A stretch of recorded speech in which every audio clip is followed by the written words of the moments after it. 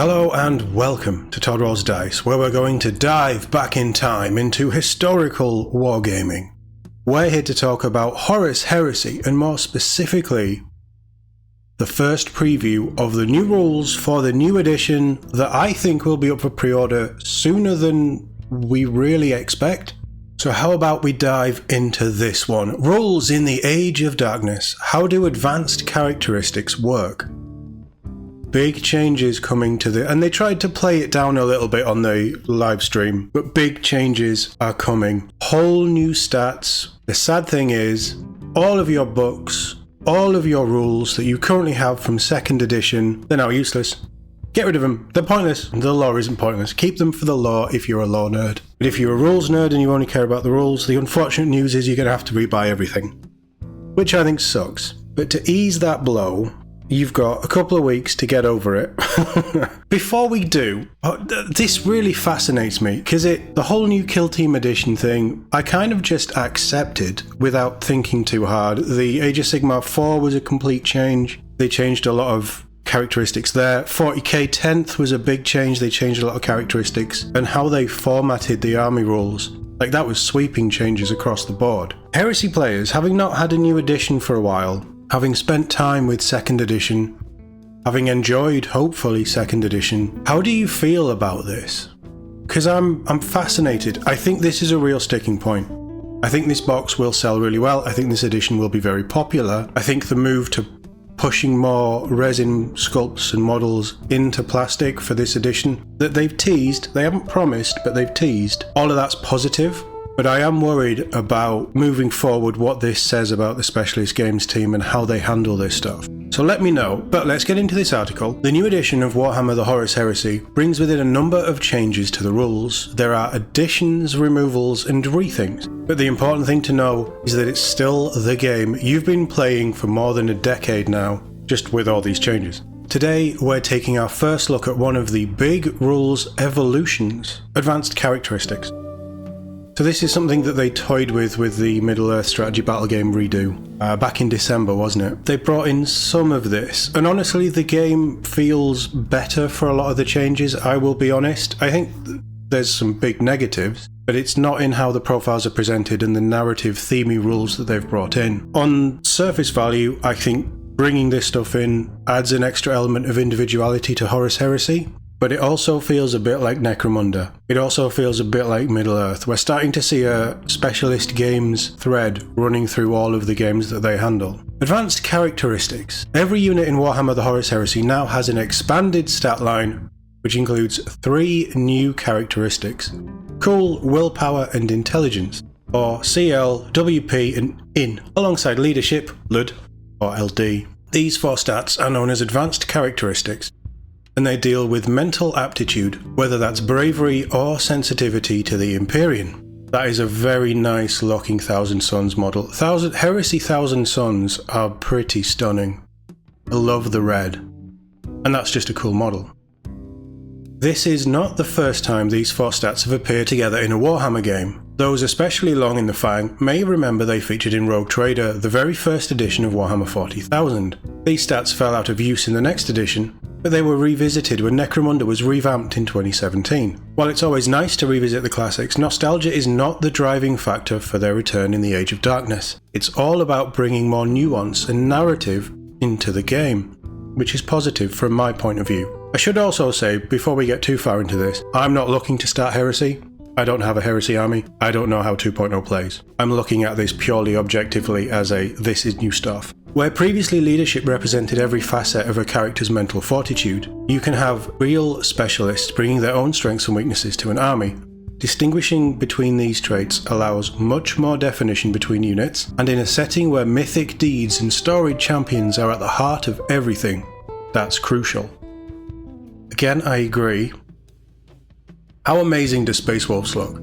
If I was going to do Heresy, it would be Heresy Space Wolves. I am going to be doing 40k again, and as you will probably know, I'm going to be doing Space Wolves. I've just fallen in love with the route. How do advanced characteristics work in game? Lid, in, Cool, and Whoop. CL sounds better, doesn't it? Which is cooler, Cool or CL? Let me know. Are all used in characteristic checks. When called upon to make a check, players roll 2 dice aiming for equal or under that unit's characteristic, either to complete an action or avoid a penalty, which is exactly how LUD works at the moment. So the checks work exactly the same, and like you used to, they're just for different things now. Advanced characteristics interact with different part of the game. Leadership shows how receptive your troops are to following orders, and is used to gauge panic and rally fleeing units. Cool shows how calm your troops are under pressure and incoming fire, and it is used to avoid debuffs such as penalties from suppressive fire. Willpower is a more metaphysical stat. It's used primarily for manifesting or resisting psychic powers. Higher willpower makes powers more likely to work, and you'll take less damage from the perils of the warp. Intelligence is used when interacting with technology. This could be a tech marine trying to fix a vehicle, or a specialist using an auger to track enemy units. How they're building this all sounds really good, really narrative, and I like these changes. Honestly, from my point of view, I quite like this. Tests are taken against the lowest characteristic in a unit, with two key exemptions. Models that have a sergeant role can always test on behalf of their unit, while commanders who join units may also lend their stats to any check. An important role for middleweight characters. So that is very similar to how courage and things worked was it courage in 9th edition? And probably previous editions of Warhammer 40k. So here we have some stat lines. Tactical Squad Legionary and Tactical Squad Sergeant. They are basically the same, except the Sergeant has one higher pip in leadership, which I don't think surprises anyone. So as you can see, a basic Space Marine has a respectable advanced characteristic mix, passing most of the tests, most of the time. Roll 7 or less on 2 dice. Sergeant boosts their leadership by a healthy 8.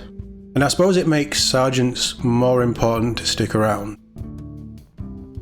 So we have a Centurion stat line here who has an improved, I think higher is improved for Heresy. I never played 7th, I don't really know how it works. But they have a higher weapon skill, higher ballistic skill, they have more wounds, which you would expect, they have more attacks, which you would expect, a higher initiative, is that what I is? And then their advanced stats are so much better. They also have an invul and a better save. So all in all, they are much better. But I'll run through this in full because we haven't actually seen a Centurion yet. M is movement, right? Was M movement? I can't remember. M is 7, weapon skill 5, ballistic skill 5, strength 4, toughness 4, 3 wounds, 1 initiative, 4 attacks. Leadership of 9, cool of 8, willpower of 8, and intelligence of 8.